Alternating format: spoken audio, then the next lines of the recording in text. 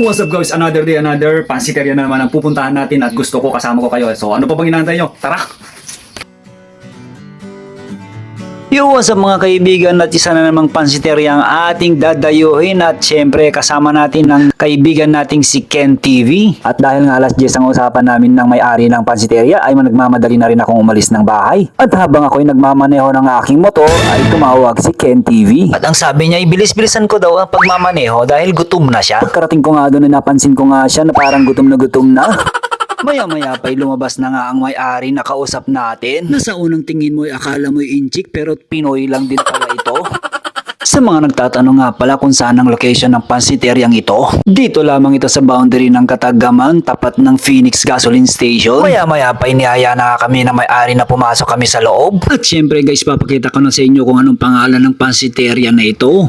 At dito nga guys ay makikita mo kung magkano yung o-orderin. May 120, 130 at 150. At maya-maya pa inumpisa na nga pagluluto sa aming order.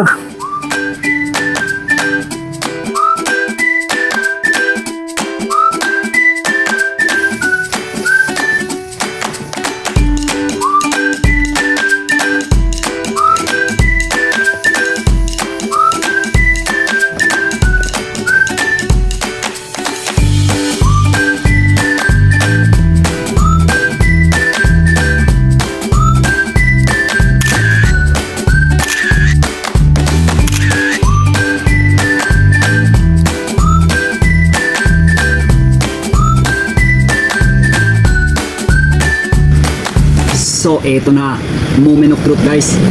Valor 150, meron ka ng bulaklak, karahay at mga gulay. So tikman na natin. Excited na ako guys. So sa karahay tayo. Siyempre, titimpla muna tayo ng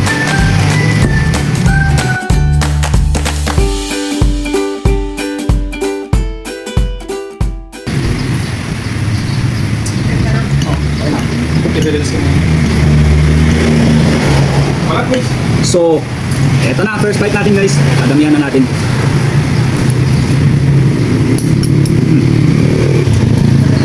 Marami nang sasabi na first bite, masarap na agad. No guys, gagawin natin second bite. Marami-rami.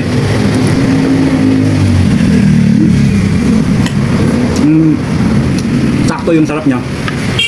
May nilagay si cook na mukhang mapaparami ka ng kain na ito. Doon sa lasa pa lang nung karahe niya, pinaghalo doon sa mga gulay. Eksaktong-eksakto. So ano pa bang inaantay nyo guys? Pumunta na kayo dito sa may Pagulayan 914 Pansiteria. Dito lang at sa harap mismo ng gasolinahan papuntang Katagaman guys. Tara na. Let's go! The best, harap.